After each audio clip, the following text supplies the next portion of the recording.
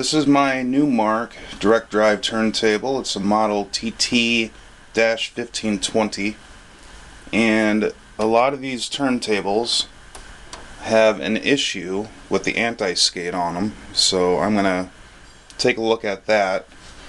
First thing I did to this turntable when I got it was put a plastic mat on it, which reduces vibrations quite a bit, because the original slip mat was, you can see here, the Numark branded fabric slip mat, which I don't prefer because it does pick up a lot of vibration when walking around. But anyways, I will show you the anti-skate on it, which is kind of an issue with these. So I have a Pixies live record right here, which is, I think, kind of rare. But it's my only disc that has a blank B side. You can see this side is just an ordinary record with their live music. And there's this side, I don't know if you can see, but it's completely unpressed. Or unetched, however you want to say it. So, that is fairly good for testing anti-skate. And I will show you what this is doing right now. So, right now the anti-skate is set to, well, I'll set it to 3. Because this is about what my tracking force is on the tone arm. And if we just lift this up, put it right about center. Now normally when I would lower the tone arm, if the anti-skate was set up properly, the arm should just kind of skate roughly around the center. So I'll show you what's happening here. Slowly let this down, and you can see just wants to pull right in. Now that's what the anti-skate set where it should be. If it's all the way off, the anti-skate, it just goes over real fast, as you can see. So we don't want that. I'll set the anti-skate all the way up to 4 grams on the dial, which is way beyond, you know, what this weighs at. The cartridge and the tone arm. So now this is what full on the highest anti-skate setting, and it still pulls in, and it pulls in way too fast.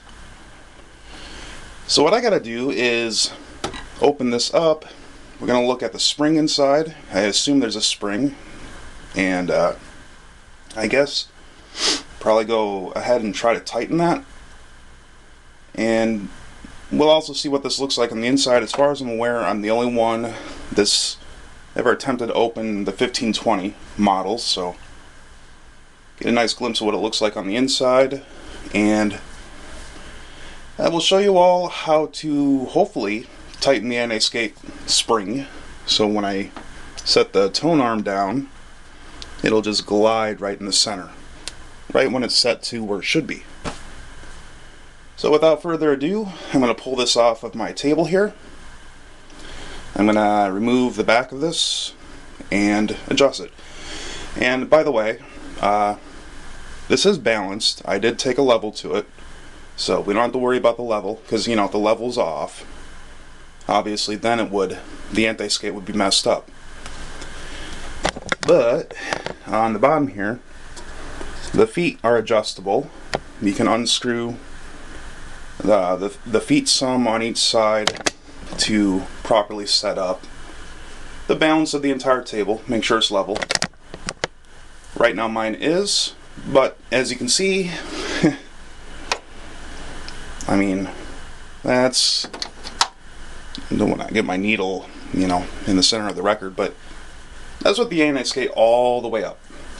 And I've read online that a lot of people have these Numark tables, the ion tables. There's a couple other brands that seem to have this issue too. The anti-skate either does nothing or just barely works like mine. I do believe it's just a loose spring that needs some tensioning. It sounds like some people's tables, the spring was just completely broke right out the factory. It's pretty sad. I mean, it's not a bad table once you get it all set up. And in the future, I want to add some weight on the inside of the plinth. Maybe fill that with something really heavy. Thinking like some plastic filler or something. Maybe some lead weights. Something to really, weigh this thing down so it doesn't take vibration so easily. So, before we even get to that point, I want to take off the platter. It's fairly easy to do on this. Now, you probably want to take the head shell off first, for safekeeping. And take your fingers like this, each hole, and lift up. And that's what she looks like on the inside there. So, I want to do this before we flip it over.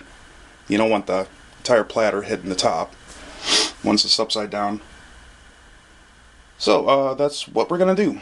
I'm going to open this up and we can see what we'll be able to do to fix the anti-skate. So, until then, one quick note about how to set up anti-skate in case anybody's curious. Normally, what you would do is you would set your counterweight where you need it to be, which there's a whole process in setting that up too. There's plenty of videos out there showing how to do that. Ideally, you want to put a blank record on, and when your tone arm is about center when it's spinning around, and by the way, I have this lifted, I'm not putting that right on the mat, you want the anti-skate setting to be on the same number as your counterweight setting. And if it's set up correctly, if the table's set up correctly, it'll just kind of glide on a blank record right about center.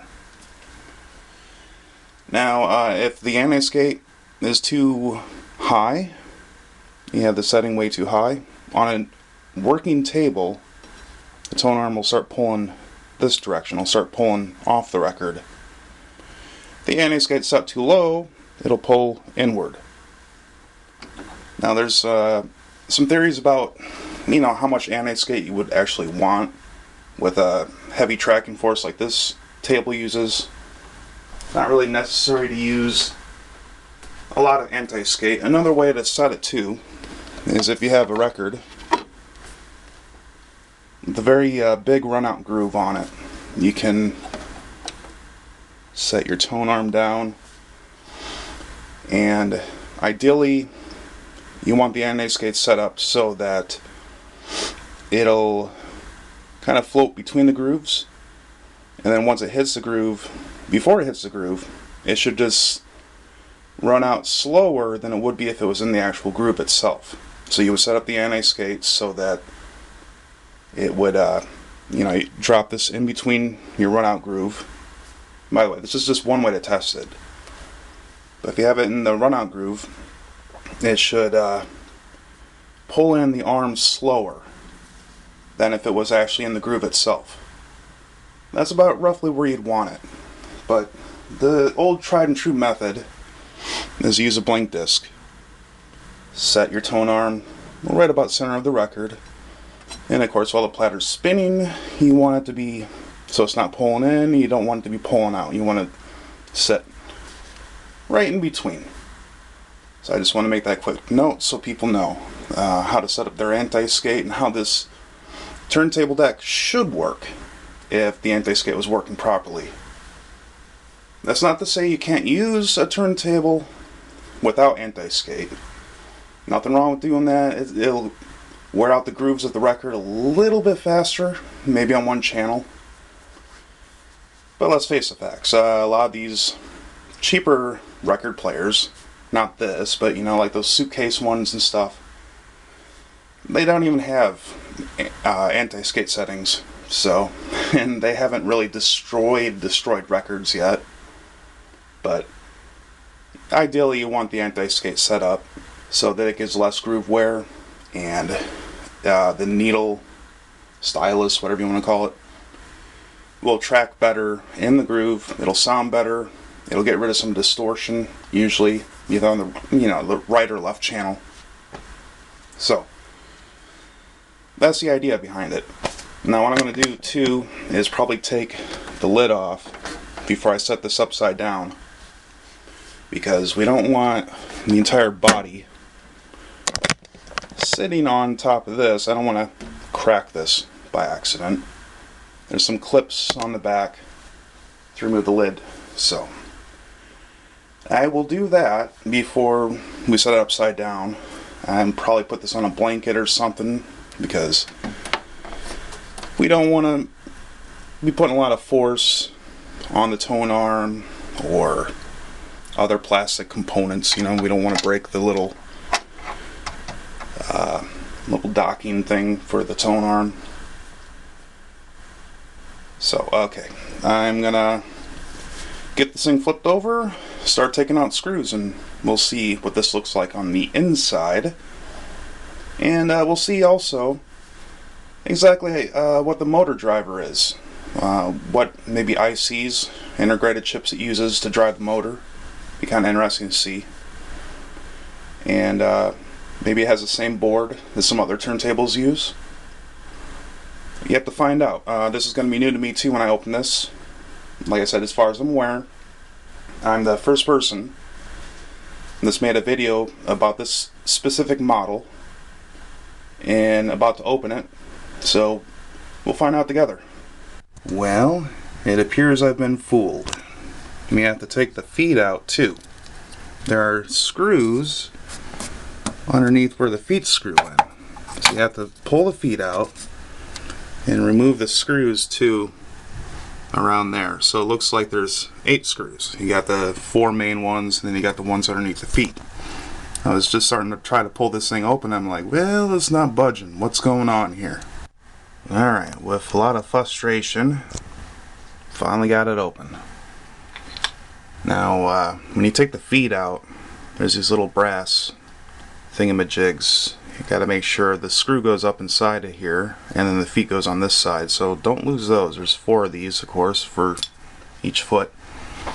Alright, well, this is interesting. I did see a couple other turntables that use basically the exact same components inside, so it looks like this Numark is a lot like a lot of other models. I guess there's maybe like one major factory that makes a lot of these direct drive turntables. So before we get to the anti-skate, I wanted to share what the internals look like here. Now, that big fat IC right there, integrated circuit, is a, let's see if I can get a shot here. It's a STA 431A. STA 431A. I think that's the motor driver, possibly. We got a couple BA 1035-8N chips. Not sure exactly what those are. These other parts look kind of generic. Got a TC9242P. That's just a 74393N. It's a pretty generic part. TC4069 UBP, I think it says. So that's what the actual motor driver looks like. Of course, power supply transformer, some logic over here for the pitch control. A lot of guts right there just for pitch control. But okay, on to what we went in here for, and that's the anti-skate. Now, I'm not going to flip this over right now, but this right here goes to the anti-skate control on the opposite side. And when you adjust that, maybe I can turn it from here, not very easily, it adjusts this little spring. Adjust the tension on that. That's all it does. And then that goes to the tone arm right there to help push that back on that little leg on the tone arm. So what we want to do is just simply tighten that. Now, I noticed there's See if I can, how close I can get here. There is 2 holes there. So it looks like the spring could be fitted even tighter in one of those holes. It's set to the first hole, the one towards the top. You can see the spring coming out on the very top next to the screw. But then there's a second hole. And it looks like I can unscrew this and take the dial off from the other side, possibly. And then take that spring, see if we can get down in there with the camera. It's just a basic, kind of hard to see there, just a basic tension spring. So there's one of 2 ways I can think of adjusting this. One is to physically bend the little lever thing there, bend it back a little bit to give it more pressure. You know, just take some pliers and give it a little twist, which is probably not preferable. I'm going to first try taking out the screw and then repositioning which hole this goes into. See if that maybe gives it enough tension to set the anti-skate roughly center so that the arm doesn't pull in or out. So that's the idea so far. I think I'm going to try that. I did leave the dust cover on. It's just, I was going to take it off, but it's actually just easier to do it this way if you're real careful. So you don't want to break, you know, the hinges there. I notice there's some spare holes here. More spare holes in here. This must be if this was a line out model, or maybe even USB, some of the cheaper ones. But this is just phono out, regular phono out, and you know, your ground terminal. So there's no USB stuff happening in here, no preamplifier, none of that noise. I like my turntables with just plain old phono out. I like using my outboard preamp. So yeah, up here, our power switch. That is 7824A. Is that a voltage regulator? It might be a voltage regulator, it looks like. Comes over here to the motor board. Given that that's on a heatsink, I'm guessing that's probably a regulator of some sort. Let's see here. We got our strobe light over here. Other than that, some of these unfilled holes, I'm guessing, are probably, if this was a belt drive unit, they would have installed them. And you can even see down here, there's a hole where a belt drive motor would have went. This was super cheap, but this isn't super cheap. I actually installed a real direct drive motor system. So this is a step up from your cheapy ones. But phono wires look decent. Probably could have done a little bit better on the shielding right there, but that can always be improved in the future. Now, the plastic plinth does leave some space in it. So it looks like, well, maybe not a lot. Might be able to add some weight in here. Weigh it down a little bit. Some ventilation, it looks like there, which I wouldn't want to cover up, obviously. But it looks like it's possible to maybe add some weight to this, give it a little more heft, so it's not all plasticky and doesn't have any issues with any resonance, the sound, you know, resonating in the body of the turntable. Okay, so what I'm going to do is I'm going to pull that out, unscrew that, and put it up on that other notch and see if that helps. And you can see here, if I manually adjust this, I'm not loosening the screw, by the way. This would be like if I'm adjusting it on the inside, the anti-skate dial. You can see how much leeway there is there. Just within that portion, it doesn't even touch the spring. It's only when you get about halfway it starts putting pressure. Otherwise, all of that is just kind of loosey-goosey. So, I believe putting it on that notch should help. I wonder, I'm going to see too if I untighten this screw, if it just untightens the whole assembly, because maybe it's possible the screw just came loose. And maybe it just needs to be tightened on this side once this just barely touches. Maybe that's what the issue is. If not, I'm going to put it into that other little hole there, give it more tension. And if that's not enough tension, probably going to have to bend that ever so slightly. Alright, now that I got that out, I found out the screw does not tighten or loosen this.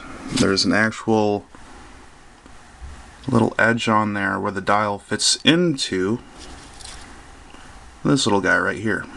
So what I did is stuck the spring in that other hole I was talking about. You can see the light shining through. There's two holes there. So I gave it the other hole. And hopefully that might fix the issue. Alright, we have success so far. You can see when I turn the control, the anti-skid control, get this to focus here, how it increases that spring. But notice now the spring's not just flapping in the breeze anymore. Even on a low setting, it's just barely nudging it. Okay, well here's the turntable with the blank side going. Put the tone arm and set it down.